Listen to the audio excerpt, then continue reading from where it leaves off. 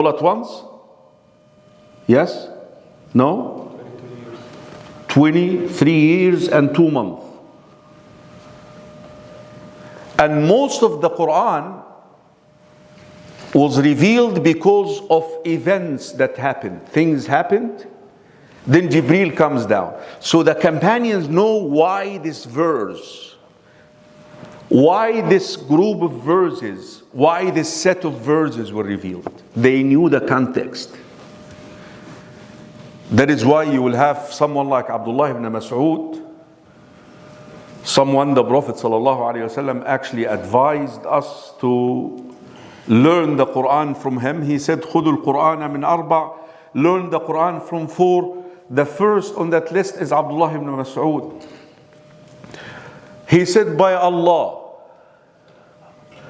I know every single verse of the Quran, where it was revealed, when it was revealed, how it was revealed, and why it was revealed. Do we have that knowledge? We don't. We open the Mus'haf, we read a text.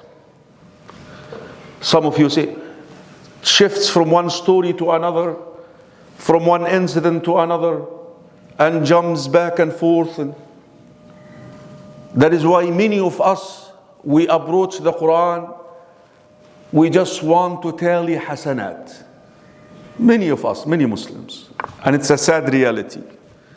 I just want to get 10 hasanat for every letter.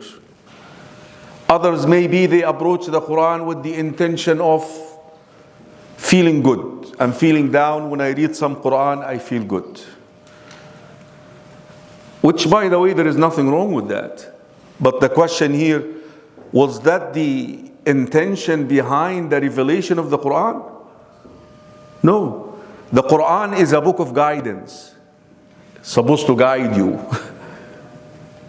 Now, how in the world do you expect guidance to come to you when you have some hindrances between you and understanding it? So the point I'm trying to make here is the challenge that we have as Muslims at this time and age is we lack the context. I tell you Surah Ibrahim. Yeah, Surah, it's beautiful. But why was Surah Ibrahim revealed? When it was revealed? How did it help the first generation of Muslims? You see, if I figure this out, I will, someone who is living at this time and age, 1450 years almost after the revelation, be able to derive lessons from this surah. And has it impact you? Have it impact me like impacted the first generation of Muslims? طيب, most of the scholars, if not all of them, they mention these 6 surahs were revealed after the year of sorrow. Do we know what the year of sorrow is? Amul Huzn. Have you ever come across a year in the life of the Prophet ﷺ which the writers of biography of Siyar, they said this is the year of sorrow, the year of grief. What year was that? And what happened in this year?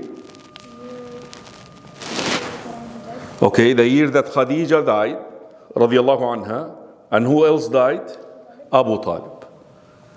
With the death of Khadija, the Prophet ﷺ lost his homey kind of environment, the internal comfort.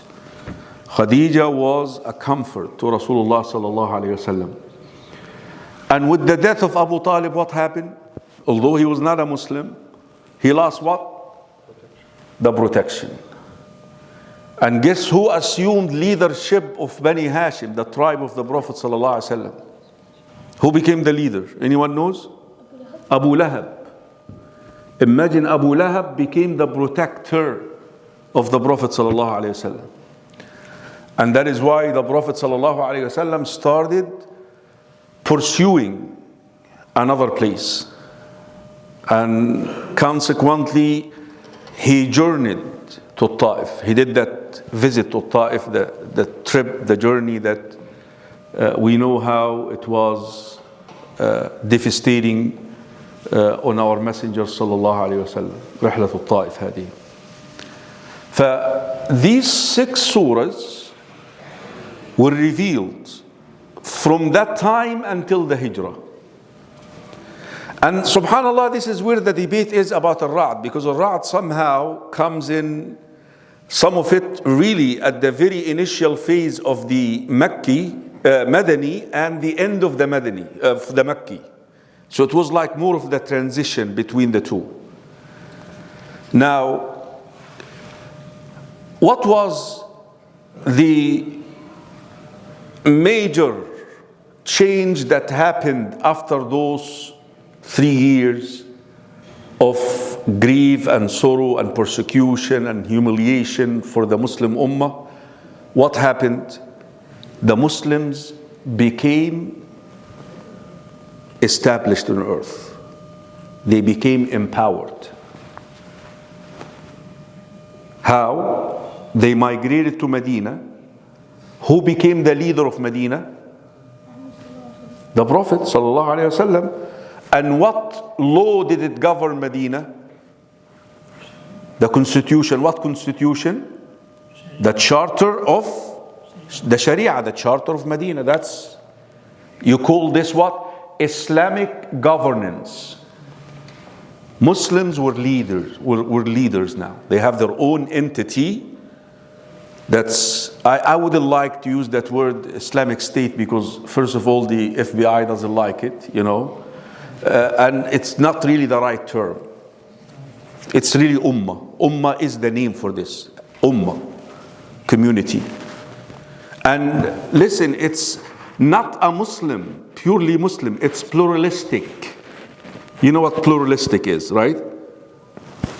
Here is the construct of this community, the pieces. Pagan Arab, Jews, remnants of Christians, some leftover Christians, because most of the Christians went to the place called Najran, which is still in Saudi Arabia, the Shia place now, right? Remnants of Christians. And here is the interesting piece. Now, for you to know, at this time and age, what resembled our national system now is the tribal system. So like you say, I'm from Egypt, you're from Pakistan, I'm from India. Okay, at that time, it was what? I'm from Aus, I'm from Al-Khazraj, I'm from Tamim, the tribal system. Imagine the Muslims who migrated from Mecca to Medina, beside Al-Aus and Al-Khazraj,